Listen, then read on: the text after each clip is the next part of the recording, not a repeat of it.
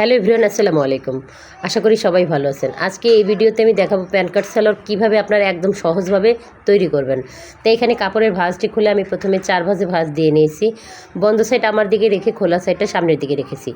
আশা করছি আজকের এই ভিডিও দেখলে আপনারা একদম পানির মতো সহজ করে প্যান কাটিং সালোয়ার তৈরি করতে পারবেন। এখানে 2 গজ 4 গিরা পরিমাণে কাপড় আছে। ঝুল নেব এই সালোয়ারে 37 থেকে 38। তো এখানে আমি 2 ইঞ্চিতে একটি দাগ দিয়ে নিয়েছি, আর এই দাগটি দিয়েছি আমি এলাস্টিক জয়েন করার জন্য যে কাপড়টা দরকার হবে সেই জন্য আমি এখানে 2 ইঞ্চি কাপড় নিয়ে নিয়েছি। আপনারা অবশ্যই খেয়াল করে দেখবেন কোথায় কি মেজারমেন্ট নেই, এই মেজারমেন্টটা ফলো করবেন। এখানে আমি 14 ইঞ্চিতে একটি দাগ দিয়েছি। এই 14 ইঞ্চি হচ্ছে হাইয়ের মাপ, অবশ্যই এই দাগ থেকে 14 ইঞ্চি। আর যদি আপনারা দাগের উপর থেকে ধরতে চান তাহলে 16 ইঞ্চিতে দাগ দিয়ে নেবেন। তাই আমি হাইয়ের দাগটি দিয়ে নিয়েছি। এখন এখান থেকে আমি ঝুল নিয়ে নেব 37 ইঞ্চি, আর 1/2 ইঞ্চি নিয়ে নেব সেলাইয়ের জন্য। তা আমি এখানে লম্বা করে দাগটি দিয়ে নিচ্ছি। পায়ের মুহুরি নেব 6 ইঞ্চি, আর সেলাই করার জন্য আমি 1 থেকে আরও 2 ইঞ্চি বেশি নিয়ে নেব। যেহেতু প্যান কাটিং সালোয়ার হবে, সাইড থেকে আমার 1/2 ইঞ্চি করে কাপড় চলে যাবে। তা আমি হাইয়ের লম্বা দাগটি দিয়ে নিয়েছি, আর এই মুহুরি থেকে এভাবে শেপ কাটের সাহায্যে দাগটি দিয়ে নিয়েছি। এটা হচ্ছে সেলাইয়ের জন্য যে কাপড় লাগবে সেই দাগ দিয়ে নিয়েছি, আর কমপ্লিট দাগ এই যে এটা দিয়ে নিয়েছি। এখানে কিন্তু আপনারা অবশ্যই খেয়াল করে দেখবেন যে প্যান কাটিং সালোয়ারের জন্য আপনারা 1.5 থেকে 2 ইঞ্চি কাপড় সাইডে বেশি নিয়ে নেবেন, যেহেতু আমরা প্যান্টের সাইড থেকে কোনো শেপ কাটছি না। এই যে দেখেন আমি কিন্তু এইভাবে দাগ দিয়ে নিয়ে তারপর কাটিং করে নিচ্ছি। সালোয়ার কিন্তু একদম সহজ নিয়মে কাটিং করা দেখালাম। আপনারা আশা করছি এই ভিডিও পুরোটা যদি দেখেন স্কিপ না করে, তাহলে আপনারা খুব সহজেই প্যান কাটিং সালোয়ার তৈরি করতে পারবেন। তা এই সাইডে যে বন্ধ ছিল সেই বন্ধটা আমি কাটিং করে নিলাম। এখন পায়ের কাছে যেহেতু চওড়া সেলাই হবে, প্যান কাটের সালোয়ার কিন্তু পায়ের মুহুরিতে একটু চওড়া সেলাই হয়। যেহেতু এখানে আমাদের সালোয়ারের কাপড় আছে 2 গজ 4 গিরা, সেহেতু আমরা কিন্তু চওড়া সেলাই দিতে পারবো না। সেই জন্য সাইড থেকে যে কাপড় বের হয়েছে এই কাপড়টায় আমি 7 ইঞ্চি চওড়া নিয়ে এখানে কিন্তু 4 ভাঁজ দিয়ে নিয়েছি। তারপরে 7 ইঞ্চি রেখে এখানে আমি 3.5 ইঞ্চি চওড়ায় রেখে কাপড়টা কাটিং করে নিয়েছি। আমাদের কিন্তু প্যান কাটিং সালোয়ার কাটিং করা হয়ে গেছে। এখন আমরা সেলাই করে নেব। আশা করছি আপনারা পুরো ভিডিওটা যদি দেখেন স্কিপ না করে, তাহলে আপনারা খুব সহজেই এই ভিডিও দেখে প্যান কাট সালোয়ার তৈরি করতে পারবেন। এখানে আমি 1/2 ইঞ্চি কাপড় রেখে তারপর সেলাই করছি। কি সহজভাবে আমি প্যান কাটিং সালোয়ার তৈরি করছি তা আপনারা দেখলেই বুঝতে পারবেন। আশা করছি যারা নতুন আছেন তারাও কিন্তু একবার দেখলেই পারবেন। আর যদি কোথাও কোনো বুঝতে সমস্যা হয় অবশ্যই কমেন্ট করবেন, আমি কমেন্টে রিপ্লাই দেব। আর আমার এক আপু কমেন্ট করেছিল যে আপু প্যান কার্ড সালোয়ারের শেপ দেওনি কেন। আসলে আমি গ্রামে বসবাস করি, আর গ্রামে আসলে ওই ধরনের শেপ দিলে গ্রামের মেয়েদের বা বউদের প্যান কাটিং সালোয়ার কিন্তু তত ভালো লাস্টিং করে না। তা ফিটিং সালোয়ার কিন্তু আসলে গ্রামগঞ্জে একটু কমই পড়ে। আর ফিটিং সালোয়ার পরবে না তাই বলে কি প্যান কাটিং সালোয়ার পরবে না? অবশ্যই পরবে। সেই জন্যই কিন্তু আমি এই শেপটা দিই না। আর তার মধ্যে আবার কথা আছে, যদি কেউ ওই ধরনের শেপ চায় তাহলে কিন্তু আমি ওই শেপ দিয়েই প্যান কাট সালোয়ার তৈরি করে দিই। আর যেহেতু গ্রামের বৌজিরা এইভাবেই প্যান কাটিং সালোয়ারটা পছন্দ করে, সেহেতু আমি এইভাবেই তৈরি করি। আর আশা করছি আপনারা বানিয়ে দেখবেন। শেপ দিয়ে যে প্যান কাটিং সালোয়ারটা তৈরি করা হয় তার চাইতে কিন্তু এই প্যান কাটিং সালোয়ারটা অনেকটা আরামদায়ক। তা এখন মুহুরির কাছে কিন্তু যে টুকরো কাপড়টা রেখেছিলাম সেই টুকরো কাপড়টা আমি জয়েন করে নিচ্ছি। জয়েন করে নেওয়ার পর কিন্তু এইভাবে একটা চাপ সেলাই দিয়ে নিতে হবে।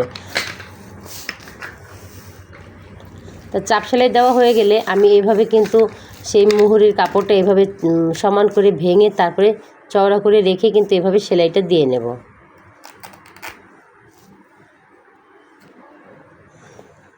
অবশ্যই প্যান কাটিং সালোয়ারের মুহুরির কাছে কিন্তু এভাবে একটু চওড়াই হবে, তা না হলে দেখতে ভালো দেখা যায় না। আপনারা চেষ্টা করবেন 2.5 থেকে 3 ইঞ্চি চওড়া দেওয়ার জন্য। 3 ইঞ্চি চওড়াই এনাফ।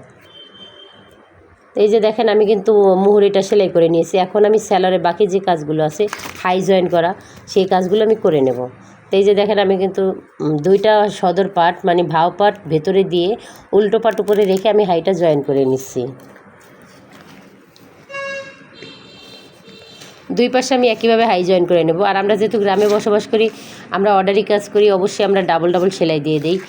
আর ডাবল সেলাই দিলে হয় কি কাপড়ের কোয়ালিটিটাও ভালো থাকে। অনেক সময় সেলাইয়ের সমস্যা থাকলেও কিন্তু ছিঁড়ে ফেটে যায় না।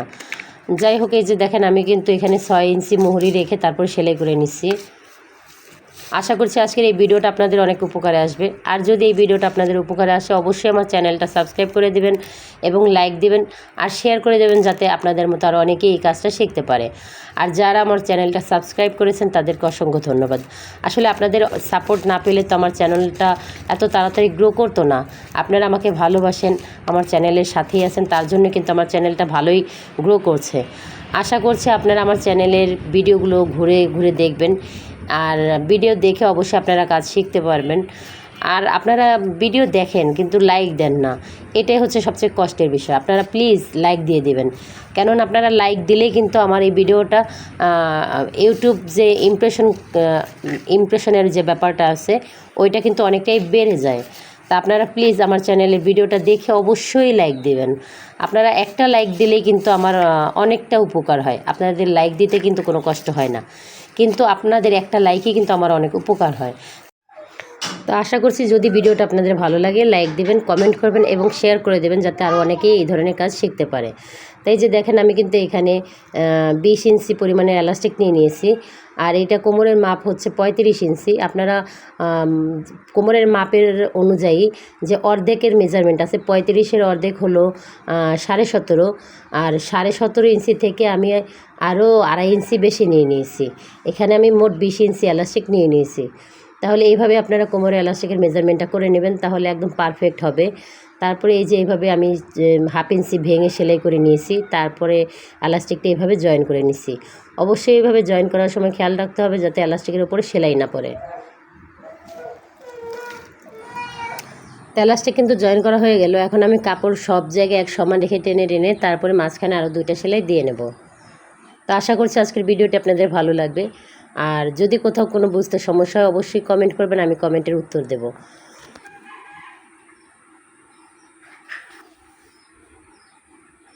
এইভাবে টেনে টেনে কিন্তু সেলাইগুলো দিয়ে নিতে হবে। আপনারা যদি এলাস্টিক টেনে টেনে সেলাই না দেন তাহলে কিন্তু যখন স্যালোয়ারটা পরতে যাবে, ব্যবহার করতে যাবে, তখন কিন্তু টান লাগলে সেলাইটা ছিঁড়ে যাবে। আশা করছি আপনারা পুরো ভিডিওটা দেখে বুঝতে পেরেছেন কত সহজভাবে আমি আপনাদেরকে প্যান্ট কাট স্যালোয়ার তৈরি করে দেখিয়েছি। আশা করছি সবাই ভালো থাকবেন। খোদা হাফেজ, দেখা হবে পরবর্তী ভিডিওতে।